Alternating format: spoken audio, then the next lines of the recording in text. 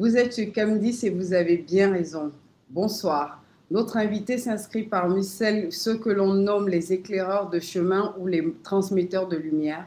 Après avoir été initiée par Yeshua et d'autres maîtres ascensionnés, elle touche à la vérité de la source et transmet au monde des éléments évolutifs permettant à ceux qui sont prêts d'absorber notre actuelle transformation dimensionnelle. Bonsoir, Wen. Heureuse de vous avoir sur le plateau de Camdis. Merci Karine, bonsoir à vous, bonsoir à tous. Et comme d'habitude, je vous réponds avec le cœur. Je suis très heureuse d'être parmi vous ce soir et de répondre à vos questions, évidemment. La mort est un sujet complexe et universel qui soulève de nombreuses questions, tant sur le plan physique que philosophique, spirituel et culturel. Arwen, la mort était la fin de tout. Peut-être. On ne s'attendait pas à ça. Elle peut être la fin de tout pour celui qui croit que c'est la fin de tout. La mort, en réalité, n'existe absolument pas. Il n'y a pas de mort. C'est la deuxième partie de la vie. C'est le prolongement de la vie. La mort n'existe pas, pourquoi? Parce que ça n'est pas une notion christique, ça n'est pas une notion divine. Il n'y a que la vie qui existe en réalité. Il n'y a que la lumière qui existe en réalité. Qu'est-ce qui s'est passé? Quand l'humanité et d'autres planètes également, pas simplement la Terre, mais on va parler de la Terre puisque nous y sommes là maintenant, quand l'humanité a chuté sous le poids des volontés archontiques, effectivement, la lumière a commencé à décliner et on ne peut pas l'éteindre, c'est impossible, mais on peut l'amener à son plus bas niveau. Qu'est-ce qui a fait que l'humanité chute? C'est qu'elle a cru à la maladie, à la limitation, à la perte et à la mort. À partir du moment où on croit à quelque chose, cette chose se produit. Pour quelle raison? Parce que l'être humain est un créateur et que spontanément, on crée avec sa vibration, on crée avec sa fréquence. Pourquoi est-ce que les humains sont amenés à penser des choses de basse fréquence? Bien parce que précisément, ça les maintient dans un système où ils sont gouvernables, où on peut leur faire peur. Comment peut-on faire le plus peur à quelqu'un si ce n'est le menacer de mort? Mais pour que cette personne croit, il faut bien qu'on lui ait appris que la mort est la fin de tout. Ça n'est pas la vérité. Quand on meurt physiquement, on quitte un vieux vêtement. Tout ça parce que ce qu'on ne nous a pas appris, et volontairement, on ne nous a pas appris que notre corps n'est qu'un véhicule, il n'est qu'un vêtement, c'est un habitacle sacré qui fonctionne merveilleusement bien parce que c'est l'outil le plus élaboré. On parle de l'intelligence artificielle aujourd'hui, mais le corps, c'est l'outil de l'intelligence artificielle le plus élaboré. Pourquoi? Parce qu'il est divin.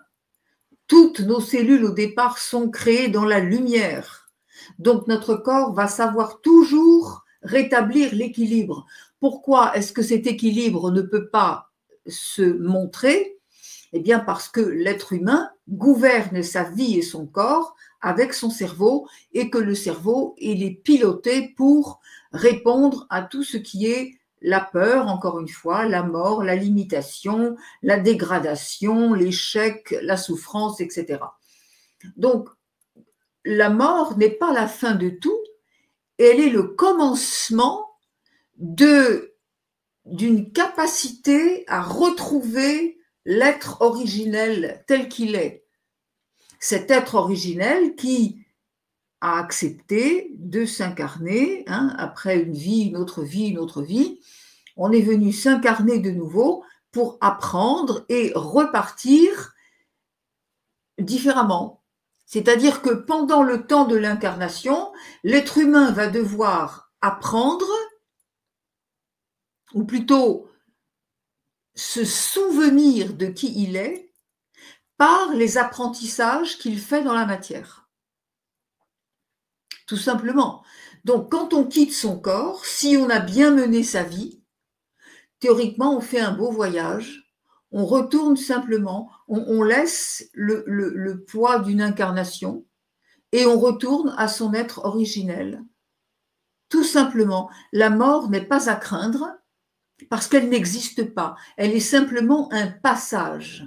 C'est un changement d'état. Mais ce n'est pas quelque chose de factuel réellement. Je peux donner, Karine, un exemple, si vous me le permettez. Ah ouais, avec grand plaisir, allez-y. Nous avons, supposons que nous placions un glaçon dans une casserole et on met le feu sous la casserole. Qu'est-ce qu'on va obtenir? On va obtenir de l'eau. C'est un changement d'état, mais c'est toujours le même glaçon. On va laisser le feu sous cette casserole. Il ne va plus y avoir de l'eau, il va y avoir de la vapeur. Mais c'est toujours le même glaçon. Il a juste changé. Il a changé d'état et de forme. C'est-à-dire que quand on quitte le corps, on va reprendre sa forme originelle, c'est-à-dire une onde de lumière. Voilà. Mais la mort, elle ne peut faire peur qu'à celui qui croit qu'il n'y a que la vie qui compte. Au lieu de comprendre que cette vie est un lieu d'apprentissage pour monter en fréquence et pas pour faire ce qu'on nous a demandé de faire dans la vie.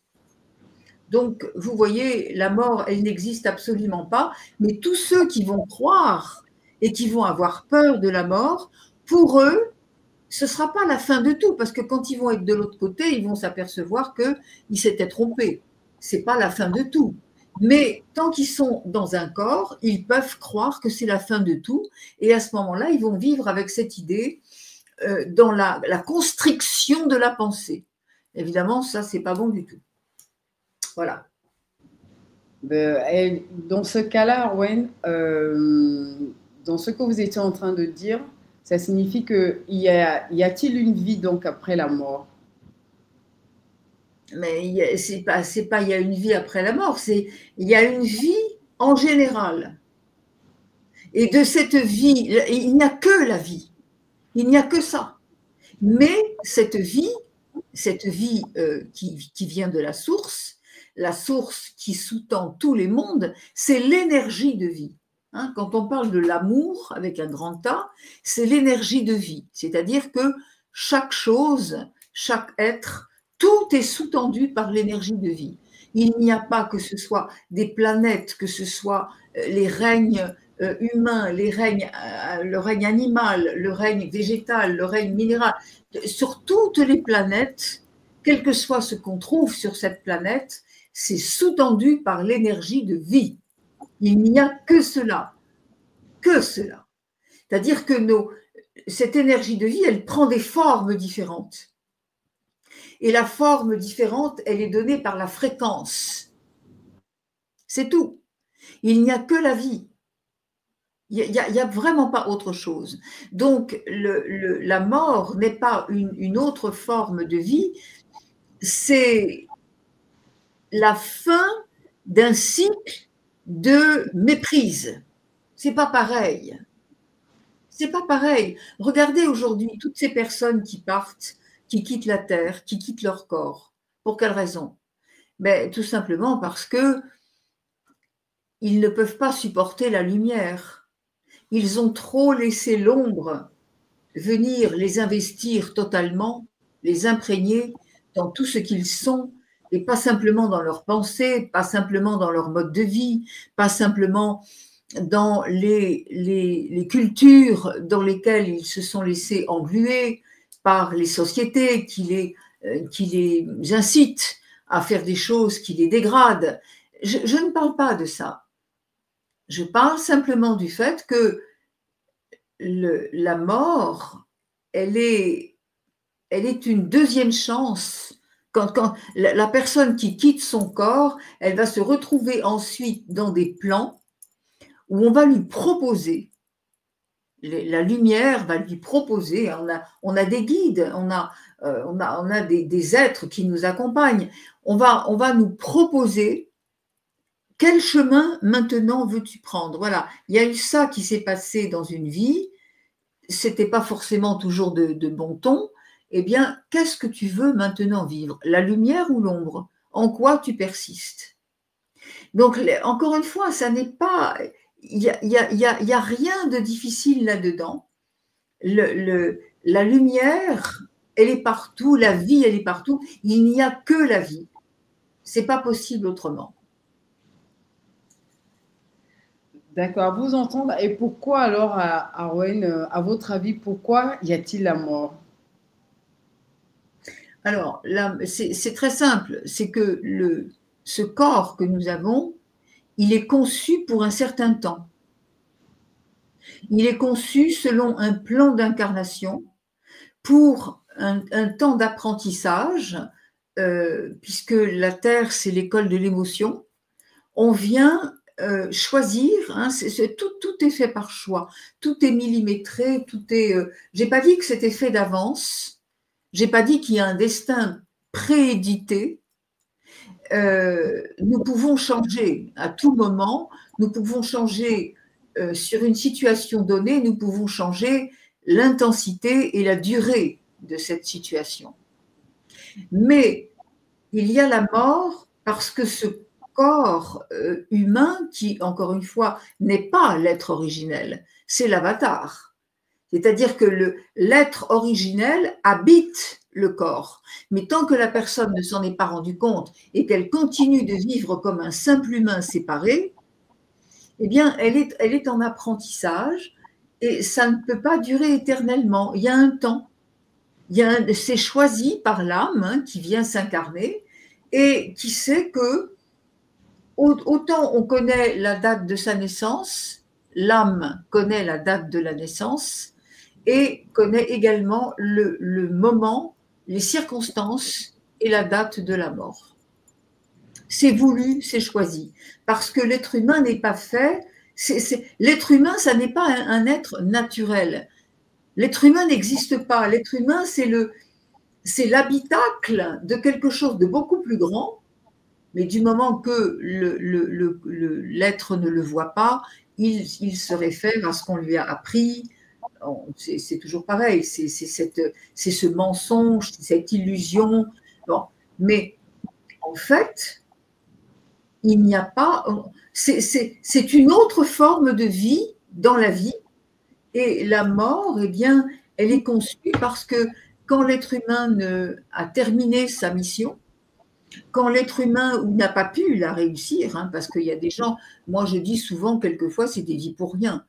Ils viennent uniquement souffrir, ils viennent uniquement pour faire souffrir, ils viennent pour essayer de comprendre des choses avec leur mental, donc ils vont repartir avec la non-connaissance de la vérité, puisqu'on vient ici pour se souvenir.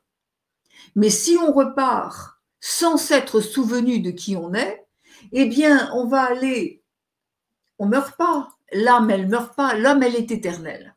C'est pour ça qu'il n'y a pas de mort en soi. L'âme est éternelle, ni commencement, ni fin. Et pour se parfaire, pour revenir à son être originel, véritablement, eh bien, l'âme est obligée de passer par des successions de situations, de corps, de vie. Ce sont des costumes. Ce sont des costumes, ce sont des accessoires. Bien.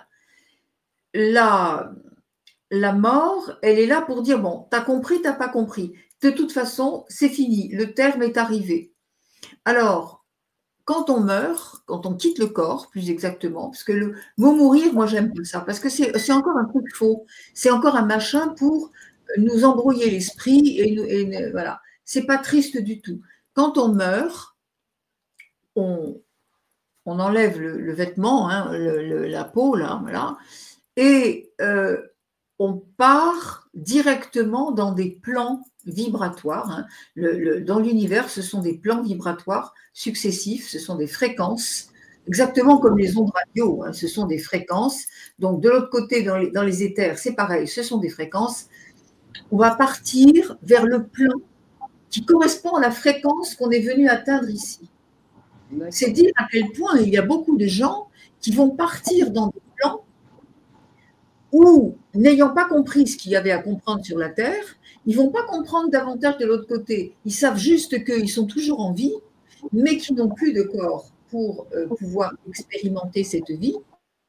Et ils vont partir dans les strates de leurs croyances.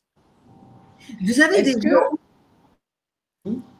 Oui, ah ouais. Est-ce que c'est ce que certaines personnes peuvent décrire? Ils vous disent, voilà, ceux qui ont vécu, par exemple, l'expérience de la mort imminente.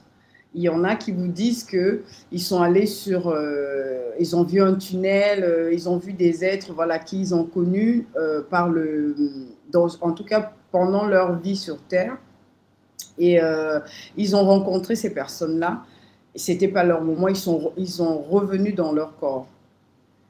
Est-ce que c'est dans ces plans-là que ces personnes-là sont? Non. Non, l'histoire de la mort imminente, c'est encore un autre domaine que je vais aborder avec vous si vous le souhaitez. Mais avant, je voudrais terminer ce que je disais parce que la mort imminente, c'est une illusion. D'accord. Ça, on ne nous l'a pas dit non plus, ça va faire partie des révélations. Oui. Les expériences de mort imminente, c'est encore un coup prévu par les archontes. Mais je vais y venir dans le détail. Ce que je voulais dire, c'est qu'il y a différents paliers dans les éthers et que quelquefois, vous avez des gens qui sont, par exemple, très religieux, à qui on a dit Dieu viendra juger les vivants et les morts. Donc, ils sont morts, ils sont conscients de ne plus être là, mais ils attendent que Dieu vienne les réveiller un jour. Exactement, c'est ce que la religion, en tout cas. Alors, étant donné que ça ne peut pas se faire parce que ça n'est pas une vérité, encore une fois, c'est un pieux mensonge, eh bien, ils attendent. Et moi, on m'a emmené, c'est pour ça que j'en parle en connaissance, on m'a emmené, j'ai vécu. Un jour, je me suis retrouvée en état modifié de conscience, je me suis retrouvée dans ces états-là. Ce sont des étendues infinies qui sont dans le gris, c'est comme de la cendre, et vous avez des corps qui sont allongés, ils ne sont pas morts, mais ils attendent qu'on vienne les réveiller. Alors, de temps en temps, il y a dans ces endroits-là des êtres de lumière qui viennent et qui disent « Attendez, vous avez appris ça, mais ça n'est pas la vérité. Il faut sortir de cet état pour aller retrouver la véritable lumière. » C'est pour ça que j'insiste sur la probabilité d'une situation qui va se créer en fonction de la croyance. C'est très grave, les croyances, parce que la croyance, c'est toujours quelque chose auquel on a donné son aval, alors même on ne connaît pas, on ne sait pas. Mais parce qu'on ne sait pas et que peut-être tel scénario vous arrange et qu'on dit « Ok, je vais croire à ça », mais ça ne veut pas dire que vous l'avez expérimenté. C'est pour ça que les croyances sont très, très, très néfastes, quelles qu'elles soient, parce que ce n'est pas vous, ce n'est pas votre vérité. Donc, encore une fois, je répète, non seulement la mort n'existe pas, mais elle peut quand même, après que l'être ait déposé son enveloppe charnelle, elle peut être très néfaste dans une autre forme de vie, désincarnée. Et c'est là que vous avez des êtres ils ne sont plus sur Terre, mais ils ne sont pas dans la lumière. Donc, ils sont dans ce qu'on appelle des couches du bas astral. Et là, c'est n'importe quoi. Ça, parce que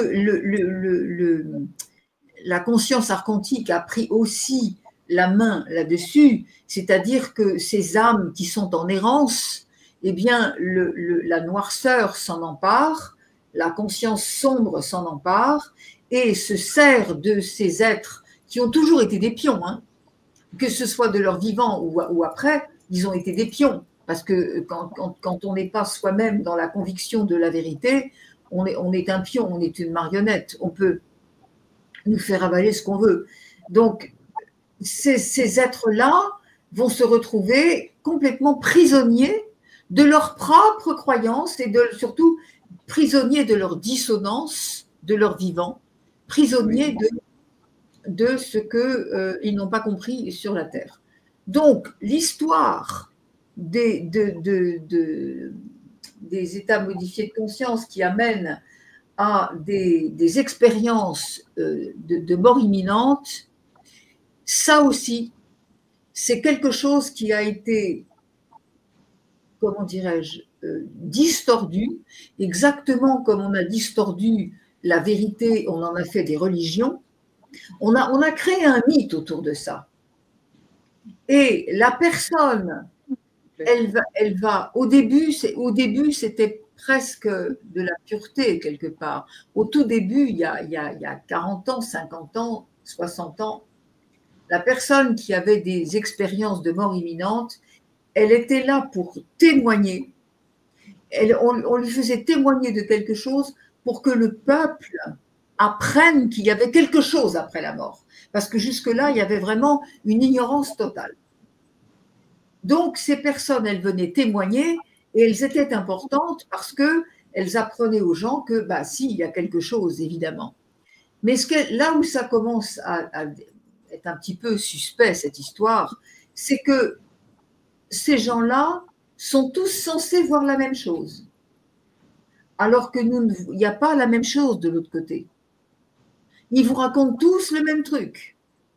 C'est bien la preuve que là, on est de nouveau dans cet état de conscience précis, on est pris encore une fois par la conscience archontique qui nous emmène dans un autre film pour qu'on puisse permettre à ceux qui sont sur la Terre dans leurs propres croyances de continuer à avoir un tout petit espoir, ah ben mince, il y a quelque chose, mais toujours à base du mental. Donc là encore, on est dans le mensonge absolu. Je peux vous assurer que l'être qui a été dans la lumière de son vivant, celui-là passe la porte. Le mot de mort ne me plaît pas, moi je préfère de passage, le passage de l'autre côté du voile. Eh bien ce passage, il se fait en douceur, il se fait dans la joie, il se fait dans la conscience et directement l'être va rejoindre ce qu'il a toujours été, c'est-à-dire la lumière. C'est pour ça qu'on insiste, en tout cas j'insiste, je mets vraiment, vraiment toute ma force de conviction pour expliquer que l'intérêt, c'est de récupérer sa lumière ici et maintenant. Parce que récupérant la lumière ici et maintenant, la mort, on a compris qu'elle n'existait pas, c'est juste la fin d'une œuvre. L'œuvre est faite, c'est la fin. Donc, on ne va pas garder le costume. Quand vous avez terminé de faire un spectacle, vous quittez la scène, vous enlevez votre costume. Exactement. Mais vous n'êtes pas. Voilà. C'est toujours pareil. Hein. C'est aller dans le vent, vous êtes décoiffé, mais vous n'êtes pas chauve. Ben voilà, c'est pareil. C'est ça. Donc, l'histoire est là.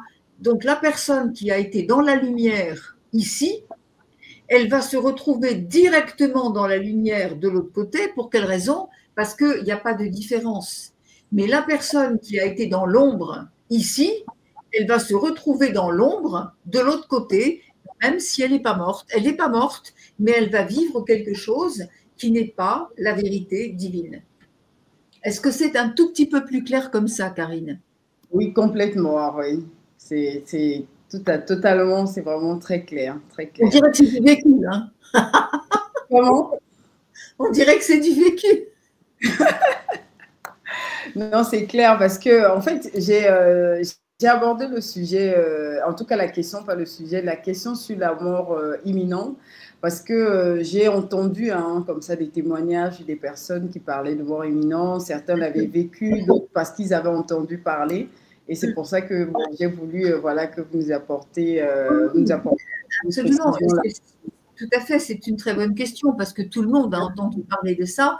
Maintenant, attention, je mets le projecteur là-dessus en disant ne vous êtes-vous jamais interrogé sur le fait que tous ces témoignages convergent vers la même chose, alors que chaque être est différent et qu'il n'y a pas un seul. Alors après, évidemment, on va vous dire, on a fait peur récemment aux gens en leur disant, vous savez, la conscience archontique, quand vous allez passer de l'autre côté, elle va vous montrer un chemin de lumière, mais c'est pas celui-là qu'il faut prendre.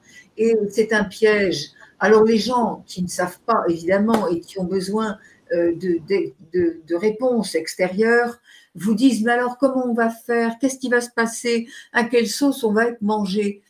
Mais à aucune, vous êtes déjà mangé à toutes les sauces ici, c'est à vous de ne pas tremper votre pain dans l'assiette. Hein. Voilà, c'est tout, ça s'arrête là. En fait, ce qui se passe, c'est soyez dans la reconnaissance de la vérité ici et maintenant, et le passage dans l'autre monde ne sera pas du tout difficile, puisque ce sera la continuité. Vous aurez accompli quelque chose et ce sera la continuité. Et vous irez directement dans la lumière. Mais si vous avez des doutes ici, vous irez dans les doutes jusqu'au moment où ça peut durer très longtemps. Hein. Ça peut durer des dizaines d'années, l'attente, jusqu'à une prochaine réincarnation. En tout cas, quand l'être a atteint la lumière ici, je peux vous dire que c'est la dernière incarnation. En tout cas, moi, c'est ma dernière. Je ne repique pas au plat. Non, non. C'est fini, c'est terminé. J'ai signé, c'est fini. Le contrat, essaye encore, terminé. Game over. C'est fini. Et oui, c'est le but de ces émissions. C'est le but de ces émissions pour nous permettre, voilà, de pouvoir, voilà, d'atteindre cette lumière-là et de faciliter notre passage. Oui, oui, parce que malheureusement, et principalement l'Afrique est très gouvernée par toutes sortes de religions. Et c'est très grave parce que l'être humain perd complètement le sens de qui il est. Personne n'a besoin de religion. La seule religion qui soit religion, ça veut dire religérer, ça veut dire relier. Relier à quoi? Eh bien, la fréquence qui est en vous, la relier à la source. Mais cette reliance, elle existe d'office, parce qu'elle ne peut pas ne pas exister, sinon vous ne seriez pas là. Par conséquent, on est relié à la source. On n'a besoin d'aucune religion. Le seul lien qui soit, c'est la vie, l'énergie de vie, qu'on appelle encore l'amour et qu'on appelle encore la lumière. C'est le même mot. On peut mettre tous les mots qu'on veut dessus. L'essentiel est de savoir qui on est réellement, c'est-à-dire pas un être humain, mais une onde de lumière, un être multidimensionnel venu de la source, avec tous les attributs de la source, et on a pris une enveloppe charnelle parce que on n'a pas le choix. Qu'est-ce que vous voulez qu'une âme fasse sur la terre toute seule? Elle ne peut pas. Si elle veut être efficace, et le but c'est de mettre la lumière sur l'ombre, eh bien il faut prendre un corps qui soit compatible, un véhicule compatible avec les énergies de la Terre. C'est ce qu'on fait tous en nous incarnant. Mais encore une fois, ces idées de vie et de mort, qui d'ailleurs se raccrochent à la dualité, il ne faut absolument pas les regarder de cette façon. La vie et la mort, c'est la même chose. C'est juste une autre forme. Une autre forme. Il n'y a rien d'autre. Il n'y a rien d'autre. Et vous en faites autre chose si, effectivement, vous acceptez de croire à n'importe quoi et d'en faire un point inévitable, quelque chose de strict, comme on vous l'a dit. Voilà, tout simplement. En tout cas, avec ces explications, on comprend que l'être, en tout cas, l'homme ne devrait pas redouter ce passage-là. Au contraire.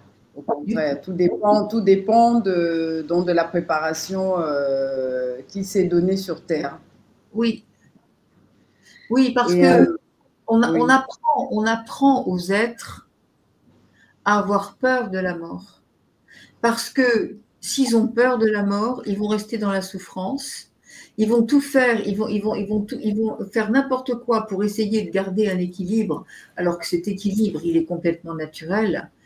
Ils vont, parce qu'ils seront complètement brisés dans leur manière de voir, précisément, ce seront des poids et des proies faciles au moment du passage pour être récupérés par la conscience archontique qui se nourrit de ça. Et les mener au bas astral, du coup, pour le coup. Oui, oui, absolument. C'est régulier, il y a des… l'ombre a toutes sortes de manières et de facettes possibles et de techniques électromagnétiques pour vraiment phagocyter l'humanité, la contraindre et la faire chuter par tous les moyens. Et même ceux que l'on ne peut pas faire chuter avec des choses traditionnelles, normales, ordinaires, eh bien, on va les faire chuter par le domaine qu'ils ont le plus travaillé. C'est-à-dire, par exemple, je vois dans le développement personnel, les gens ont compris qu'ils ne veulent plus croire à la matrice. Eh bien, la conscience archontique va se servir de ce vocabulaire, de ces idées, de ces montreurs soi-disant de vérité, pour faire passer des discours qui maintiennent dans le mental, tout simplement. C'est, oui. Encore une fois, tant qu'on est sur cette terre, il faut vraiment faire intervenir son discernement. Tout à fait. Tout à voilà. fait. Y a-t-il une différence entre votre conception de la mort et la réincarnation? Une différence, je ne dirais pas ça. La réincarnation, là aussi, c'est la grande roue qu'on nous a apprise. Mais en fait, la réincarnation est un choix conscient de l'âme qui a besoin de parfaire son circuit. Pourquoi faire? Pas pour grandir. On n'est pas là pour grandir. On est là pour augmenter sa fréquence. C'est-à-dire, l'âme, elle vient au départ, toutes les âmes sont là pour enlever la noirceur qui s'est produite sur une planète quelconque, dans un endroit où les êtres, on a donné la vie, mais qu'est-ce qu'ils ont fait de cette vie? Bien souvent, ils l'ont détruite. Par conséquent, l'être qui vient se réincarner est censé amener quoi? Amener la lumière qu'il porte, puisqu'avant d'être dans un corps, il est la lumière.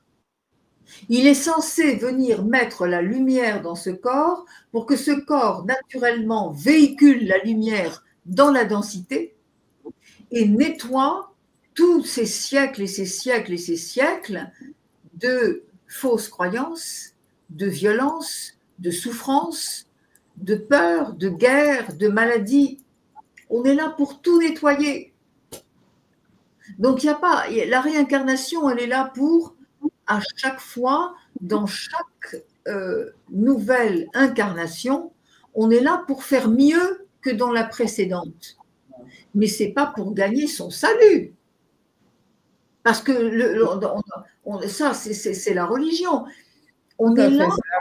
C'est la religion qui parle de salut et voilà, qui parle toujours en fait du salut. Nous sommes là pour gagner notre salut, pour aller au paradis. Mais pas du tout. Il y a des paradis, d'enfer. Pourquoi pas gagner sa vie non plus? On l'a déjà, je ne vois pas pourquoi on va la gagner. Non, mais voilà, c'est exactement comme certains prêtres qui vous disent: ah, quand je serai mort, je verrai Dieu. Ben, on lui dit, mets-toi devant la glace, tu vas le regarder tout de suite. Hein. Malheureusement, malheureusement, ils ne verront dans la glace que leur corps humain. Ils ne vont pas comprendre qu'ils sont Dieu dans un corps humain. Et c'est dommage, hein, quand on est prêtre, on devrait le savoir. Eh bien non, ils ne le savent pas dedans. Voilà, ça c'est comme les histoires de communion. Quand on va à la messe, voilà, on va. Alors ils sont là, attendez, ils devraient être contents, ils viennent de manger le petit Jésus. Quand même, ça devrait être moi. Non, pensez-vous, ils sont là, ils rentrent à leur place, ils sont là dans une cérémonie épouvantable. On a l'impression qu'on a tué père et mère. Ils sont, oh là là, mais attendez, et les gens, ils croient encore à ça. Hein. Ils y croient dur comme fer. Ils n'ont pas compris que c'est une mise en scène, un truc, on vous dit, oh là là, mon Dieu, et surtout que c'est de génération en génération. Hein. On y croit parce que c'est de génération en génération. On a les grands-parents et les parents qui emmènent les enfants en fait à l'église ou dans les cultes. Et puis voilà, il s'ensuit qu'on on en parle aussi à la maison. Et les enfants, en grandissant, en fait, finissent par... C'est des croyances, hein, comme vous disiez tout à l'heure, c'est parce que ce sont des croyances. C'est la force, et c'est là où on voit vraiment le pouvoir qu'une croyance peut avoir sur des générations. Hein, oui, une succession de générations. C'est exactement. Oui. Et Arwen, dans ce cas-là, en tout cas pour le sujet dont nous sommes en train de discuter ce soir, l'être humain sur Terre, comment il pourrait se préparer à ce passage-là? Eh bien, déjà, ne pas s'y préparer. D'accord. Ne pas s'y préparer parce qu'on n'est pas là pour se dire il va y avoir une fin. Parce que sinon, ça veut dire qu'on est dans la limitation, encore une fois. On est dans la pénurie, on est dans il n'y a pas assez de temps pour faire ça. Est-ce que je vais réussir ci? Est-ce que je vais réussir là? Non, on ne se prépare pas à la mort. On sait que, et d'ailleurs, j'allais dire, on sait qu'un jour ça va arriver. Eh bien, maintenant, je ne suis plus aussi sûre que ça. C'est-à-dire que demain, l'être qui va grandir en conscience ne sera plus obligé, déjà aujourd'hui, à l'heure actuelle, dans la fréquence actuelle sur la Terre, on n'est plus obligé de passer par la mort pour découvrir sa lumière. Ça, c'est la première chose. On n'est plus obligé de passer par la mort pour aller retrouver, en effet, une source quelconque ou un Dieu quelque part. C'est tout ça. Ce ne sont pas des lieux, ce ne sont pas des personnages, ce sont des états vibratoires, fréquentiels. C'est tout. Donc, on ne se prépare à rien du tout. On sait que on va peut-être, pour certains d'entre nous, choisir le moment. Oui. Il y a actuellement sur la Terre, il y a des congrégations, on va dire. C'est possible de choisir son moment? Oui. Ah ouais? Ah. Oui. Ça, on ne l'a pas dit. J'ai posé la question de se préparer à la mort parce que, vous voyez, il y a des personnes qui ont déjà arrangé leur caveau, qui ont signé des contrats, qui ont même déjà payé en fait tout le processus d'accompagnement hein, pour les familles, on voit des familles, des gens qui ont déjà acheté leur cercueil, ils signent même des contrats, ils prennent des contrats d'assurance vie. Bon, on devrait appeler des contrats d'assurance mort, hein, mais je ne sais pas pourquoi on appelle ça des contrats d'assurance vie, mais en réalité, c'est des contrats voilà, pour la fin de sa vie, pour que voilà, les familles n'aient pas... certains vous disent, oh, c'est pour que les familles n'aient pas à souffrir ou à se demander, mais comment mais que mes enfants ne se posent pas la question, mais comment je vais faire pour organiser les obsèques de mes parents, dont certains organisent leurs obsèques, mais c'est vraiment bien organisé. Il y a des entreprises, des structures qui sont bien établies. On vous demande même de choisir le modèle de votre pierre tombale. Je trouve ça quand même assez loufoque. C'est morbide hein, quand même comme truc. Hein. Oui, oui, absolument. C'est Alors, non, vraiment voilà encore un domaine où la croyance populaire est terrible. C'est terrible ce qu'on a fait. Parce que vous dites, et c'est juste, on l'entend partout, hein, comment est-ce que je vais faire pour assumer le décès de mes parents? Alors, également les parents qui disent comment je ne veux pas donner à mes enfants le souci de devoir payer cela, etc. Non. Parce que ça coûte extrêmement cher. Hein. Ça coûte extrêmement cher. Oui. Bah, c'est un commerce comme un autre. Hein. Vous comprenez bien que là, quand la personne est complètement effondrée par le décès d'un proche, ce sont des proies faciles pour leur faire accepter n'importe quoi. Ce sont là, la conscience archontique bat son plein. On profite de ces moments de faiblesse pour dire aux gens, ah oui, mais vous savez, celui que vous aimez tant, il aurait peut-être aimé telle couleur de satin à l'intérieur du cercueil, et puis ça, c'est un peu plus cher, mais il va être bien. De toute façon, il n'est pas dans le cercueil. Ah, alors ça, c'est joli aussi. Hein. Ça, c'est comme ceux qui vont aller porter des fleurs sur une tombe, mais le pauvre mort, il y a longtemps qu'il n'est plus là. Il n'y a même jamais été dans la tombe. Allons. Ça aussi, il faut réfléchir un tout petit peu. Pourquoi il n'a pas été dans la tombe? Parce que, je répète, on a lâché un vieux vêtement et que ce vêtement, il va pourrir dans la terre, c'est une chose. Mais l'âme, vous voyez, là, on voit tout de suite ceux qui attachent de l'importance au corps ou à l'âme. Mais l'âme, elle est immortelle. Et la personne qui a compris, qui a fait un chemin spirituel très, très élaboré et très élevé, elle ne se demande pas comment elle va faire pour assumer telle dépense. Elle ne se demande pas comment on ne va pas imposer à nos enfants. Mais enfin, ceux qui sont liés à la source pourvoit en tout. Et puis, encore une fois, là aussi, c'est une croyance. Là aussi, c'est une secte. Là aussi, c'est un commerce. Là aussi, c'est une roue sans fin. Ah bon, il faut systématiquement se mettre dans un cercueil? Ah bon? Pourquoi? Bonne question. Pourquoi? Il y a d'autres façons de partir aussi. Tout à fait. Alors, mais c'est tellement, là encore, réglementé. On ne se, comment dirais-je, on peut pas mourir où on veut, comme on veut. On ne peut pas s'enterrer chez soi. On n'a pas le droit, on ne peut pas enterrer nulle part. On ne peut pas, là où on veut. On peut pas. Même pour moi, il faut payer l'espace.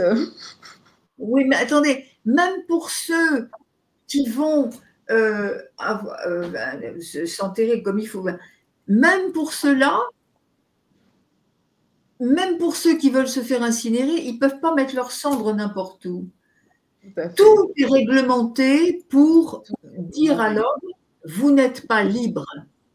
Exactement. Vous n'êtes pas libre. Vous devez respecter ce qu'on vous dit, ce qu'on vous ordonne. Vous voulez transmettre vos biens, vous ne pouvez pas. À qui vous voulez, comme vous voulez. Il y a des lois, il faut les respecter. Vous comprenez, à chaque moment de la vie jusqu'à la mort, autrement dit du berceau au tombeau, nous sommes des êtres compartimentés, nous sommes des robots, nous avons un numéro, nous sommes considérés comme un numéro, et jusqu'au bout, on va nous démontrer qu'on ne peut pas faire ce qu'on veut. C'est pas possible. Vous n'allez pas un exemple. C'est l'exemple parfait hein, pour nous démontrer que nous ne sommes pas des êtres libres parce que, effectivement, je trouve aberrant qu'on puisse, une fois l'être décédé, qu'on demande à la famille voilà, de continuer à payer l'espace où vous devez, en fait, où on a enterré, où on a posé le corps du parent, ou en tout cas du proche. C'est comme ça, Karine. Est-ce que vous trouvez normal que l'on demande des droits de succession à une famille alors que cette famille a toujours habité dans cette maison? Il faut avoir le droit de racheter la place que les parents avaient déjà achetée pour la vie. Mais les gens ne se rendent absolument pas compte. Ah oui, c'est normal, c'est la vie, c'est la loi. Je suis désolée. Vous ne naissez pas où vous voulez. Vos parents ne peuvent pas vous faire naître où vous voulez. Ça, c'est vrai vous aussi. n'êtes pas à l'école où vous voulez. Une fois que vous avez bien suivi le cursus, on vous dit vous ne pouvez pas exercer un métier si vous n'avez pas un diplôme délivré par l'État. Bien.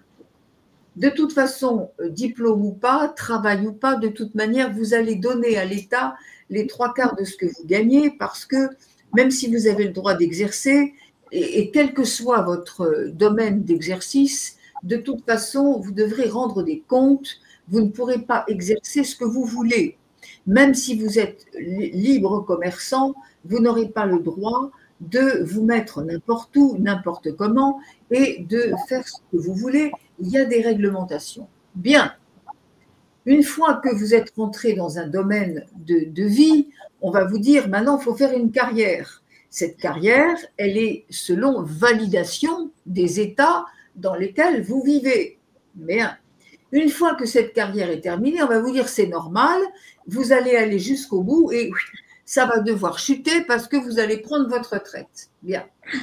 Alors, on vous dit vous avez cotisé toute votre vie pour avoir un tout petit peu, et quand le moment sera venu de vous donner ce tout petit peu, l'administration essaiera d'éplucher le dossier en vous disant oui, mais ça, vous pouvez quand même pas l'avoir en entier. Ah bon, pourquoi? Ah ben parce que vous voyez, il y a un petit alinéa là qui montre que vous ne rentrez pas dans ce cas, etc. Et on essaiera de vous en enlever encore et encore et encore. C'est toujours pareil, le collier étrangleur, il est là d'un bout à l'autre. Hein. Bien. En même temps, on vous dira, bah non, vous n'allez pas vous enterrer où vous voulez, vous n'allez pas faire les bénéficiaires de votre héritage à qui vous voulez, comme vous voulez, vous n'avez pas le droit. Tout est fait pour resserrer le collier sans arrêt, jusqu'au moment où l'être humain dit, c'est bon, je ne fais plus partie de ça, je ne fais plus partie du jeu, je casse le jeu, je fais ce que je veux. Et pour qu'une personne puisse dire ça, ça veut dire qu'elle a compris quelle est la lumière. Une fois qu'elle est la lumière, elle peut faire ce qu'elle veut parce que personne ne pourra venir à sa porte. Personne. Parce que et c'est là la véritable liberté. Hein. C'est vraiment là la véritable liberté. Et on peut le vivre de notre vivant, absolument, c'est le but des choses. C'est pour ça que l'humanité est en train de sortir justement de ces carcans, de ces caricatures de soi-disant liberté avec le bonheur en filigrane à l'horizon. Mais l'horizon, vous savez, c'est le point qui par définition s'éloigne au plus on s'approche. Donc, là. Je crois qu'il est temps de mettre un terme à ces croyances stupides qui ne sont faites que pour asservir le monde et le rendre malheureux, puisque tout ce qu'on leur promet, c'est des choses qui n'aboutissent jamais, et tout est fait pour que ça n'aboutisse jamais. Quand on sort du système, on voit où étaient les fils, on voit où étaient les grelots, et on se dit c'est terminé, je ne joue plus, ce serait sans moi. C'est très facile. Et Arwen, comment les proches devraient faire leur deuil? Comment les proches devraient faire le deuil, aussi bien que pour un conjoint, je voulais dire disparu, pour le conjoint décédé, pour les enfants, comment, ou bien pour les frères et sœurs, comment les proches devraient faire le deuil, leur deuil. Le deuil, encore une fois, est lié à cette idée de mort, à cette idée de perte, à cette idée dans la matière, puisque vous ne pouvez plus toucher, alors ça n'existe plus. Vous voyez, on a tellement conditionné l'être humain à ne croire qu'à ce qu'il voit, à ce qui se prouve, ce qui se définit, ce qui se touche, etc. On a appris aux gens à dire un tel est parti. Il y a toute une superstition autour de ça, dans tous les sens. soit on a beaucoup aimé cet être et donc on va dire c'est fini, je ne peux plus vivre parce que l'autre est parti, etc. Ou alors on va dire tant mieux, il nous a quittés, maintenant il ne nous embêtera plus. Mais pour autant, ce n'est pas vrai non plus. Parce que, mais oui, mais bien sûr, il y a des gens qui disent je suis libre, il est parti. Mais il y a tout un système autour de la mort. Soi-disant, les gens, alors c'était des fiefés salauds, vraiment bon.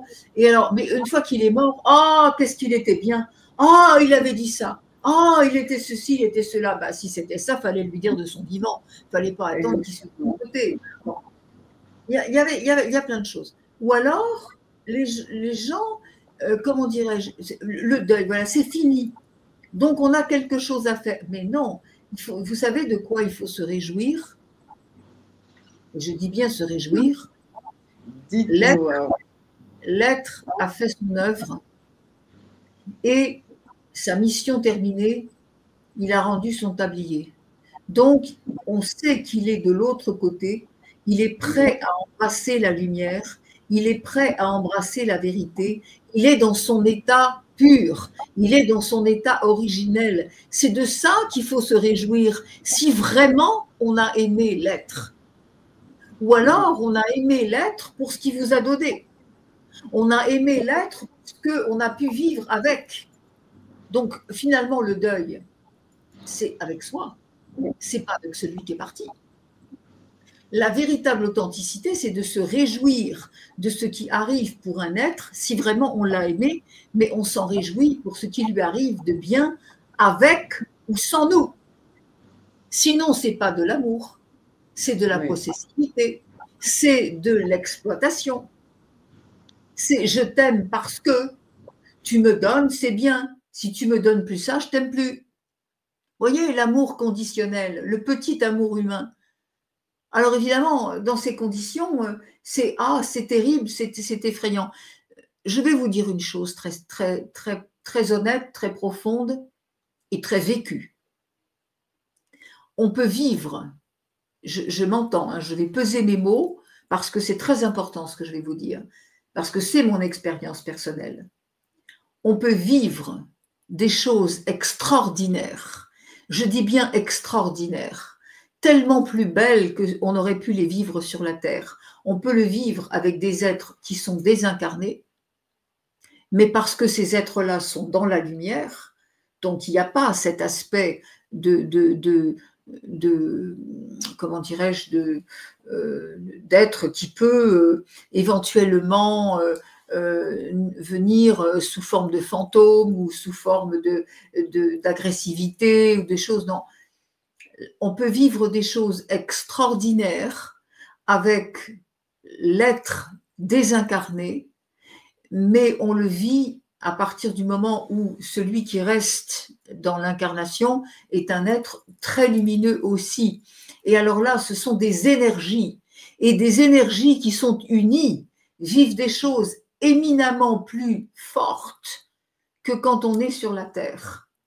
Parce que quand on est sur la Terre, il y a tout le processus, comment dirais-je, culturel et social qui va venir abîmer, qui va venir réduire, alors que quand ce sont deux énergies qui se rassemblent, les choses, elles sont faites au niveau divin et c'est 1000 fois plus fort. Et on peut vivre presque comme si la personne était là.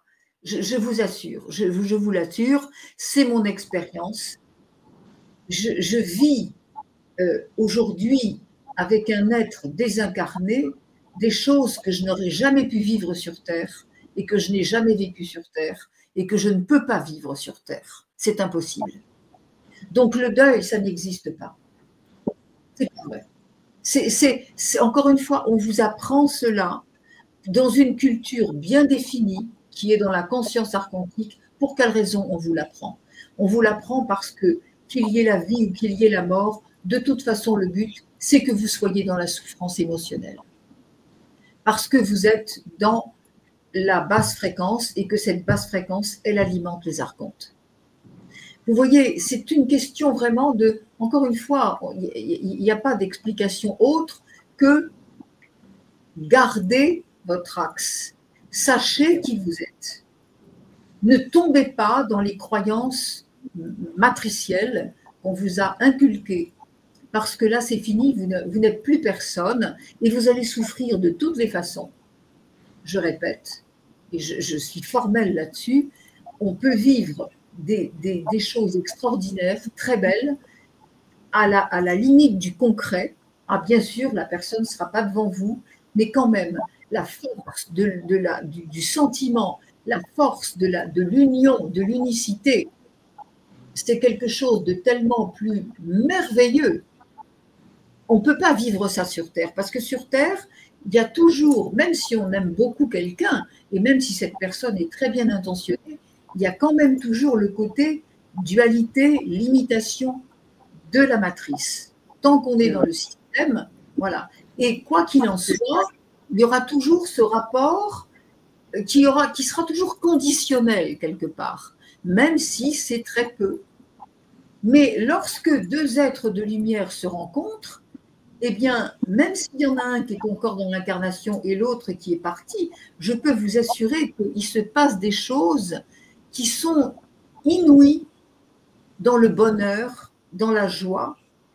Moi, personnellement, c'est ce qui m'a permis de découvrir ma propre divinité et c'est ce qui m'a permis d'être dans une joie permanente que je n'avais jamais pu avoir sur la Terre avec les principes matriciels. Même très heureuse dans une vie très, très, très nantie, etc. Je suis désolée. Alors le deuil, moi, il ne faut pas me parler du deuil. Parce que si le sentiment a été autre chose que le sentiment humain, eh bien, ça ne s'éteint pas avec la mort. Ça ne peut pas. Au contraire, celui ou celle qui est parti de l'autre côté, qui est dans la lumière, elle va à chaque fois venir comment dirais-je, comment on peut ensemencer, elle va venir, cette âme, elle va venir ensemencer celui ou celle qui est resté, l'ensemencer de l'amour divin.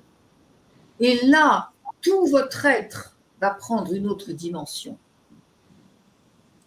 C'est ça la vérité, Karine. C'est pas le fait qu'on va pleurer. On nous a appris ça. Il faut pleurer, c'est triste. Mais c'est triste de quoi? C'est triste quand on continue à croire aux mensonges qu'on a voulu nous faire croire. Mais quand on a découvert qu'il n'y a pas de limite, ça, bientôt, l'humanité va découvrir, il n'y a pas de limite. Le voile, il se déchire de plus en plus. On va découvrir que entre la matière et l'éther, il n'y a aucune limite, sauf celle de la croyance, sauf celle du mental, sauf celle de la peur, de la séparation, de la division. Il n'y a pas. Il n'y a pas. Je n'ai jamais autant aimé qu'un être qui est désincarné. Et je n'ai jamais été autant aimé par un être qui est désincarné. Ah oui, il n'y a même pas de mots pour décrire ça. Exactement, exactement, exactement. Et ce qui n'empêche pas que l'on est tout à fait disposé à aimer d'un amour humain d'autres personnes. Ça ne se compare en rien. C'est qu'on a dépassé cette limite de la croyance. Voilà.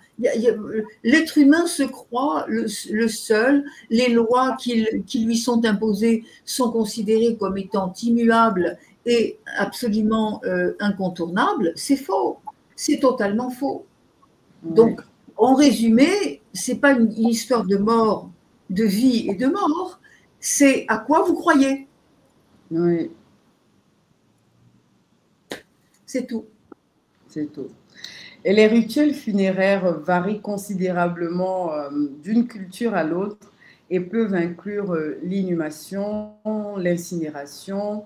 On organise aussi les veillées et avec certains, d'autres aussi avec des cérémonies funéraires. Quel est le rôle des rituels dans le processus de deuil? comme exactement dans tous les processus de rituel, c'est-à-dire qu'ils sont inutiles et ils sont dangereux. Pourquoi? Eh bien parce que là encore, on entretient des croyances qui sont fausses. Je veux dire que ça sert à quoi de faire un rituel de veillée? Pour faire quoi? Le mort, celui qui est parti là, il est dans la pièce avec vous en train de faire le rituel, il en sait 10 000 fois plus que vous déjà. Alors vous êtes là pour essayer de le pousser, soi-disant, dans des endroits que vous ne connaissez pas, parce que si vous les connaissiez, vous ne feriez pas ça. Et en même temps, je veux dire, ça ne sert strictement à rien qu'à entretenir des superstitions, des croyances, parce que là aussi, la veillée, c'est pour, soi-disant, aussi écarter les mauvais esprits, etc. Je suis désolée, on est dans la magie la plus sombre, là.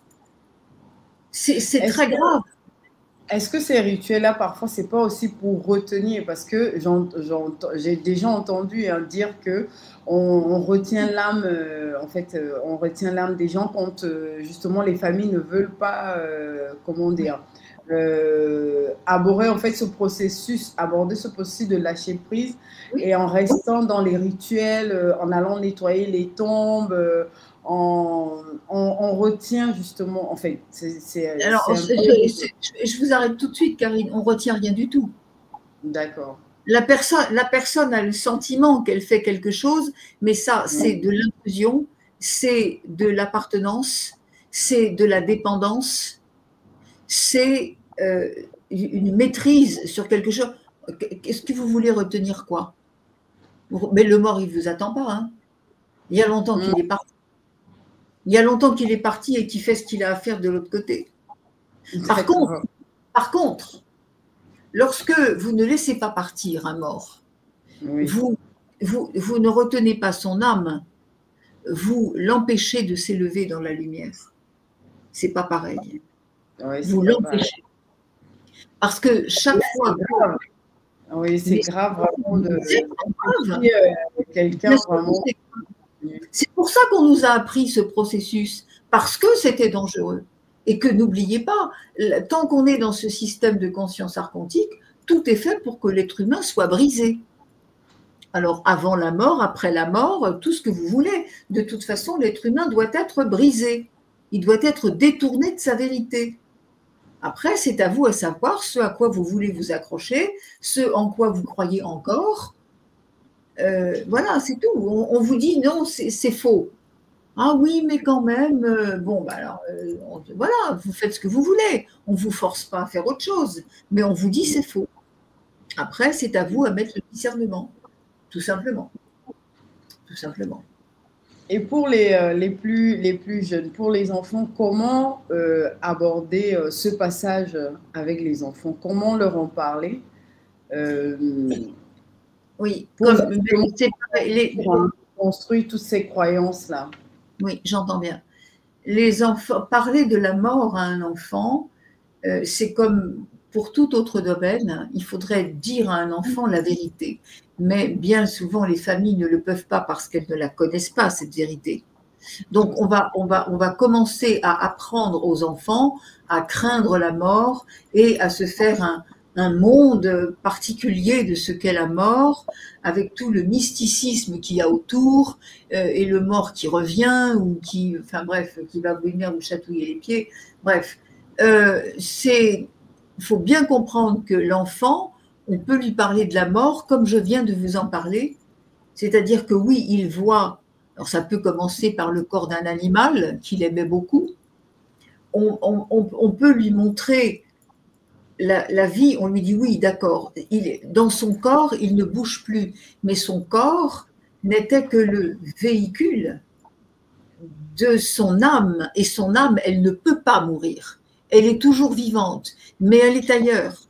Il y a 1000 manières d'expliquer à un enfant de manière imagée, et quelquefois même très poétique, d'inciter justement sa sensibilité à ne pas rentrer dans la souffrance humaine telle qu'on nous l'apprend.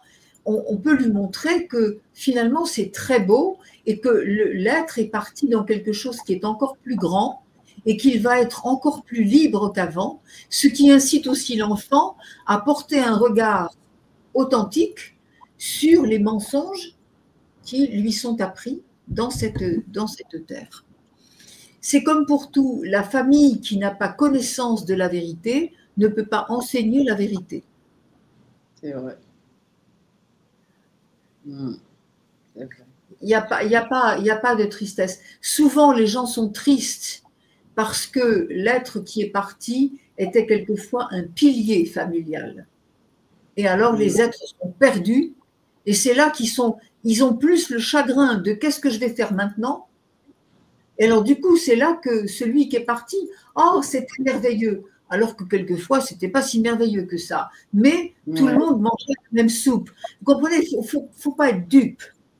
Il y a quand même des évidences. Il ne faut pas tout mettre sur la bannière, l'étiquette du tout le monde est beau, tout le monde il est gentil. Non, je suis désolée, c'est pas comme ça que ça se passe. Donc, encore une fois, chaque être qui a gardé son axe, eh ben, mais c'est tout. Voilà. Je dis pas qu'il faut se réjouir et danser. Encore qu'il y a des catégories, il y a des certaines personnes, certaines sociétés qui se réjouissent vraiment, qui font des fêtes parce que on honore le mort et on l'accompagne dans la lumière. Là, c'est encore autre chose. On ne peut pas considérer que c'est un rituel. L'être a compris que voilà, il y a un respect des ancêtres, il y a on honore les ancêtres. Mais c'est encore autre chose. D'un autre côté, il ne faut pas trop les honorer au sens où ils font partie de la vie. Par exemple, la femme qui vient d'être veuve et qui doit racheter une cafetière et qui dit à son mari au magasin « Alors mon chéri, de quelle couleur tu veux qu'on l'achète la cafetière ?» Parce que là, non, mais ça existe, je veux dire, voilà. Non, mais c'est vrai. Eh bien oui, malheureusement, il faut... Et là, du coup, l'être décédé, c'est pas comme sur la Terre. Sur la Terre, vous appelez quelqu'un, ce quelqu'un n'a pas envie de vous répondre et il vous entend pas et il vous répond pas. Mais quand vous appelez un être qui est décédé, immédiatement, comme c'est de l'énergie, vous attirez l'énergie. Et donc, cet être décédé est obligé de revenir dans la densité. Donc, vous ne l'aidez pas. Il ne faut pas dire qu'on l'aime. Si vous l'aimez, qu'il aille dans la lumière. Vous comprenez, c'est toute une question de croyance, du comment on a appris les choses et comment on les perpétue dans l'erreur. C'est tout. Je répète que Oui. Oui, non, allez-y, je vous laisse terminer. Non, je répète que lorsque le lien est de qualité et que fréquence de deux êtres est de qualité, je ne dis pas effectivement l'être s'en va, bien sûr ça fait mal, évidemment on ne peut pas se cacher la vérité. Oui, on a mal parce qu'on ne pourra plus vivre les choses comme c'était agréable de les vivre, effectivement. Mais ça nous enseigne aussi qu'est-ce qu'on pense de la vie, qu'est-ce qu'on pense de la mort, qu'est-ce qu'on pense de notre position sur cette terre. Notre position sur cette terre, on n'est pas tout puissant, on est venu pour traduire, on a une charge énorme. C'est une charge et un privilège en même temps. On doit mettre la lumière que l'on a reconnue en soi, on doit la mettre dans un corps et la transmettre sur la terre. C'est très difficile. C'est beaucoup plus facile pour ceux qui sont partis parce qu'ils n'ont plus cette charge de la limitation et d'être incarcérés dans un truc qui, voilà, on ne peut pas aller plus loin. C'est pour ça que ceux qui grandissent en fréquence, eh bien, malgré l'incarnation, ils ont cette capacité d'être un pont et d'aller et venir entre les deux versions.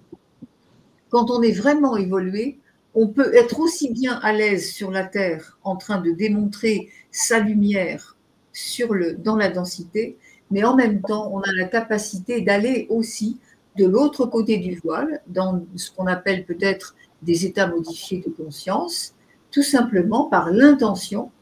Et là, on se retrouve directement d'âme à âme, et là, c'est la danse d'amour de deux âmes. Et ça n'a plus rien à voir avec ce qu'on peut vivre, même très intensément, dans une famille. Absolument.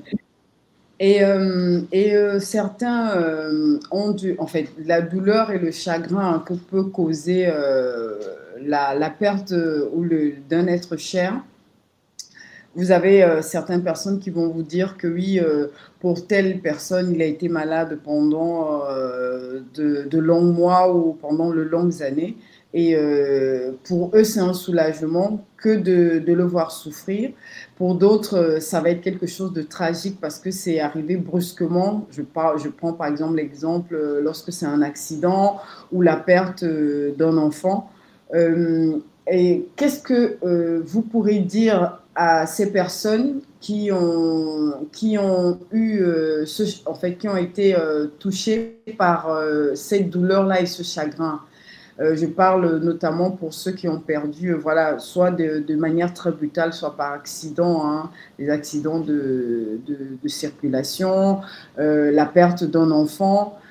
Certains vous disent souvent, hein, les mamans, les femmes, hein, elles disent non, si je perds un enfant, en fait, il y a aucun mot, il n'y a rien qui peut me soulager parce que c'est mon enfant. Je peux perdre un frère, un mari, ça passe encore, mais un enfant, c'est d'autant plus douloureux. Et certains ont du mal à pouvoir faire le deuil. Qu'est-ce que vous pourrez leur dire, Awen, pour les encourager avec tout ce que nous avons entendu? Déjà que la mort n'existe pas. Et par rapport aux enfants, par rapport à un enfant ou un époux, un être cher qui s'en va, qu'est-ce que vous pourrez dire à ces personnes-là qui aujourd'hui, ce soir, nous regardent? Qu'est-ce que vous pourrez leur donner comme message voilà, pour les aider à composer avec la douleur et puis le chagrin de la perte d'un être cher? La première chose qu'on peut dire, c'est que si la personne se trouve dans cet état, c'est qu'elle n'a rien compris à ce qu'est la vie, déjà, avant de savoir ce qu'est la mort. C'est qu'est-ce qu'on a enseigné aux gens? On a enseigné aux gens un principe linéaire de vie, ce qui veut dire que les gens doivent faire ceci, vivre comme cela et devront mourir de cette façon. Par conséquent, quand il y a la perte d'un être qui est plus jeune que vous, ça n'est pas normal. Déjà, ça, c'est la première des souffrances, c'est la première des erreurs. La deuxième erreur par rapport à ces enfants, c'est que, encore une fois, qu'est-ce qu'on nous a appris? La hiérarchie familiale, le devoir maternel ou paternel. Mais ce sont des choses acquises, ce sont des choses conditionnées. Vous comprenez bien que nos enfants ne sont pas nos enfants. Quand on arrive à comprendre pourquoi on s'incarne, pourquoi on est sur la terre, on choisit nos parents pour qu'ils nous donnent la vie. Et le parent sait que l'enfant les a choisis pour qu'ils donnent la vie, mais leur enfant ne leur appartient pas.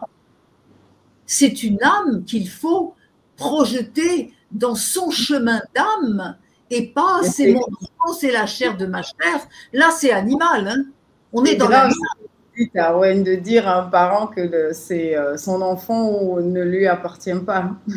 Mais c'est la vérité. Après, ceux qui ne veulent pas le croire, ils sont libres. Ils sont libres, mais ils sont libres, ils vont souffrir. Et cette souffrance, on ne peut pas leur enlever puisque c'est eux qui l'ont fabriquée. Ouais. Je suis désolée. Encore une fois, tout dépend de la manière dont on regarde les choses, soit en termes matriciels, soit en termes énergétiques. Or, il n'y a que l'énergie, il n'y a que la lumière. Si vous regardez une personne pour ce qu'elle est en tant que personne, oui, vous allez souffrir, parce qu'on vous aura appris que là, elle devait mourir comme ça et pas autrement. Pourquoi? Mais parce que c'est toujours un choix d'âme. L'enfant qui part à 2 ans, c'est un choix d'âme. Le nourrisson qui part et qui fait ce qu'on appelle la mort subite du nourrisson, c'est un choix d'âme. Qu'est-ce que vous voulez qu'un être puisse mettre son grain de sel là-dedans et dire « ça n'aurait pas dû ». Pourquoi? Ah bon, vous êtes plus grand que Dieu? Vous êtes plus grand que la source. On voit certains parents tomber vraiment dans des dépressions profondes parce qu'ils ont perdu. Mais c'est Voilà. leur problème, c'est leur croyance. S'ils apprenaient la vérité, s'ils apprenaient déjà eux qui ils sont en être de lumière, s'ils apprenaient que la personne qui vient de partir était aussi un être de lumière qui avait quelque chose à faire sur la terre, qui ne rentrait pas dans le cadre matriciel, ces personnes ne souffriraient pas. La souffrance, on se la fabrique. On se la fabrique pourquoi? Parce qu'on accepte de croire en des choses qui sont là pour nous faire souffrir. À nous de dire non, j'ai compris, ça n'existe pas. Il n'y a que la lumière, il n'y a que l'amour. L'amour est infini, l'amour est éternel, la source produit en permanence. Il n'y a que la joie, il n'y a que la profusion, il n'y a que l'abondance en toutes choses. Il n'y a que cela. Après, si on veut croire à des choses plus réduites, il ne faudra pas s'étonner d'être malheureux. Tout à fait.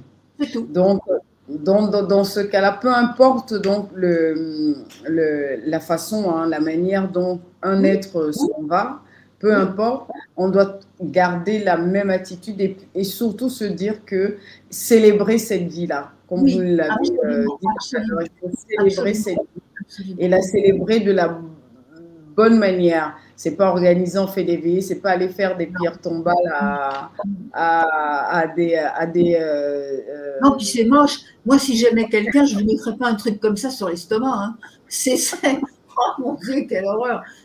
Mon Dieu, mais non. Vous voyez, c'est le rituel, la permanence. On a perpétué des croyances. Et l'être humain, c'est comme ça qu'il faut vivre. Mais en fait, voilà. Il est enfermé dans une bulle. Quand on commence à sortir de là, tout est permis, tout est possible. Et rien n'est triste. Parce que nous sommes tous unis. Nous sommes tous unis dans l'amour divin. Il n'y a que ça qui est. C'est la vie. Nous sommes tous tombés dans ce panneau-là. Hein. Nous sommes tous tombés dans ce panneau parce que la conception humaine voudrait que lorsqu'on a perdu un être cher, qu'on lui offre les plus beaux costumes, le cercueil le plus cher, les plus belles fleurs. En tout cas, ça lui sert à rien, il y a longtemps qu'il n'est pas là-dedans. Et de prouver l'amour qu'on avait en fait pour cette personne. Non, mais après, quand on apprend la vérité, on se rend compte que non, c'est pas de cette manière-là. Il faut laisser les êtres partir et célébrer plutôt la vie, ce que nous avons partagé avec eux. Oui, absolument. Parce que de toute façon, la personne décédée, elle n'est pas dans le cercueil, elle n'en a rien à foutre de la couleur du tissu, elle n'en a rien à foutre des fleurs. Il y a longtemps qu'elle n'est plus, parce que quand on est de l'autre côté, on n'a plus la sensation avec les sens. Ouais. On ne regarde plus les choses. Quand on est de l'autre côté, on observe ceux qui restent avec leur fréquence. Oui. C'est pas du tout la même chose. Alors évidemment, ceux qui n'ont pas la notion de l'énergie, ceux qui ne voient que la matière, évidemment, ceux-là vont souffrir, mais ceux-là risquent de souffrir beaucoup maintenant, parce que cette matière va disparaître. Oui, le temps nous tient vraiment à la gorge, Arwen, parce qu'il nous reste une dizaine de minutes. D'accord. Et on va clore ce sujet-là et peut-être qu'on reviendra dessus une prochaine fois. Oui. Et donc, Arwen, j'aurais souhaité que vous nous parliez de l'association dont vous êtes cofondatrice de Terre du Ciel. Oui. C'est une association indépendante dont l'objectif principal consiste à dissoudre les obstacles qui conduisent à la marginalisation. Oui. À la défaite de la jeunesse, pourtant remplie de rêves, de créativité, de ressources intérieures pour accomplir des projets porteurs, bénéfiques à l'individu comme au collectif. Est-ce bien cela? Oui, absolument, mais avec la précision que dans notre association, et je dis bien notre, puisque cofondatrice, vous êtes fondatrice également avec moi et j'en suis vraiment ravie. Par conséquent, oui. Car ce qu'il faut ajouter, c'est que avant de proposer à qui que ce soit d'évoluer dans la société, déjà il faut lui apprendre quelle est vraiment cette société. Et elle n'est pas celle qu'on nous a appris. Avant que quelqu'un puisse savoir où aller, il faut qu'il sache qui il est. C'est-à-dire que là aussi, oui, comme vous dites, remettre des jeunes sur une voie non seulement d'espoir, mais surtout de réussite. Mais réussite par rapport à quoi? Par rapport à ce qu'on leur a appris. Or, ce qu'on leur a appris est faux, aussi bien sur leur personne que sur ce qu'ils ont à faire sur cette terre. Donc, notre association, elle est là d'abord pour remettre les cadres en place, c'est-à-dire remettre la vérité là où on l'a laissé se dégrader, là où on l'a distordu. Dans cette association, nous donnons la vérité sur quelqu'un. Quelqu'un qui est en difficulté, on commence par lui montrer pourquoi il est en difficulté. Exactement comme on vient de le dire ici par rapport à la douleur du deuil, on a dit, mais il n'y a douleur que parce qu'il y a eu fausse croyance sur ce qu'était la vie. Alors forcément, il y a fausse croyance sur ce qu'est la mort. Donc quand quelqu'un est en difficulté sur un trajet d'évolution, eh bien c'est parce qu'il y a eu un faux départ, il y a eu des illusions qui ont été entretenues sur ce qui devait être fait, sur ce qui devait être vécu. Nous sommes là pour donner à la personne le sens de qui elle est, dans son autonomie, pas dans la croyance à ce qu'on lui raconte dans la société. On n'est pas une école supplémentaire, surtout pas. On n'est pas un institut d'enseignement différent. On est dans l'ouverture de la conscience, amener la personne à comprendre qui elle est vraiment, et ensuite, elle aura instinctivement la capacité d'aller se diriger vers ce qui lui correspond et non pas vers ce qu'on lui a dit qu'il fallait qu'elle fasse. Elle est là, c'est là la charnière de notre association, c'est là toute sa richesse, c'est qu'on est en train d'aimer l'humain, on le porte au plus haut, on le fait se relever par ses propres moyens, on lui donne les moyens de se relever seul. C'est pas une béquille supplémentaire. Nous sommes là. Oui, pardon. Non, je disais surtout qu'ils n'en ont pas besoin. Vous disiez que ce n'est pas une béquille supplémentaire. Je dis effectivement qu'ils n'en ont pas besoin. Voilà, oui. Il faut qu'ils sachent vraiment être autonomes, savoir se diriger. C'est ça qu'on fait surtout. Et c'est ça qui, peu importe le nombre de personnes, on n'est pas là pour faire du… On n'est pas une ONG, hein, surtout pas. Surtout pas. On ne rentre pas dans ces canaux-là. Comme vous le dites très bien, nous sommes une association indépendante. Oui. Complètement, ça veut dire qu'on ne dépend de rien ni de personne. Personne ne peut frapper à la porte en nous disant « dites donc, vous faites pas… » Non, non, c'est quelque chose de privé. C'est comme quand vous faites votre repas dans votre salle à manger, il n'y a pas quelqu'un qui vient vous dire « attention, il ne fallait pas cuire votre œuf comme ça. Hein. » Bon, c'est tout. Voilà, et là c'est pareil, on reçoit des personnes qui ont envie d'évoluer, non pas pour continuer le système et rentrer dans les pièges, non, on est là pour montrer qui vous êtes, honorez-vous, ne croyez plus dans les mensonges qu'on vous a racontés sur qui vous êtes, et là vous allez trouver la force de vous créer votre propre vie.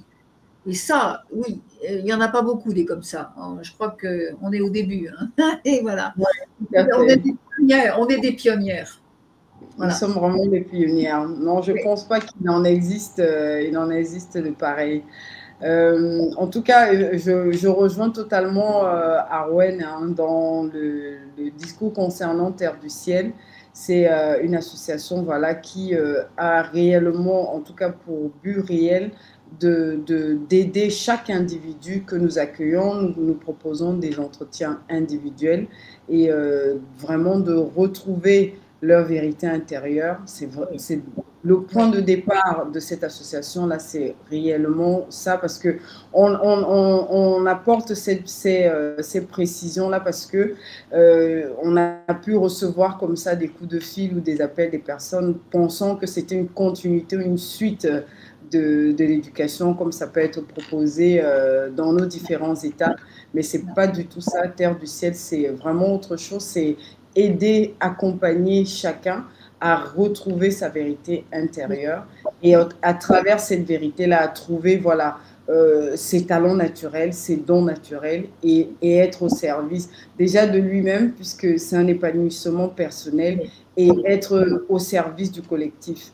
C'est réellement le but de Terre du Ciel. Arwen, peut-être, oui, Terre du Ciel. Donc, on donne de l'amour.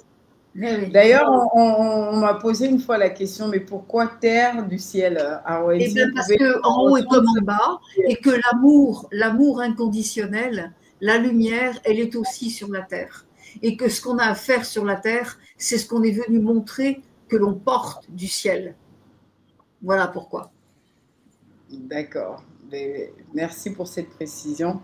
Merci Arwen pour vraiment ce moment que nous avons partagé ensemble. Nous arrivons à la fin de cet épisode. Merci beaucoup Arwen de nous avoir éclairé sur la mort. Nous avons abordé la vie après la mort. En fait, il n'y a plus de mort. Je vais changer mon langage. Nous avons abordé vraiment le passage, voilà, ce passage-là. Comment se préparer aussi à ce passage? Comment gérer la peur, le chagrin, la douleur de la mort? Non, il n'y a pas de peur à avoir, il n'y a pas de chagrin à porter. On gère exactement comme on gère tous les domaines de la vie, c'est-à-dire avec son énergie. Merci. Voilà. Merci en tout cas. Merci à vous tous de nous avoir écoutés et on vous retrouve le mois prochain pour aborder autre chose avec la même vérité et le même amour à vous donner. À bientôt. Exactement. À tout bientôt, Arwen. Très belle soirée à chacun. Tchuss, je vous dis au mois prochain. Tchuss. Merci.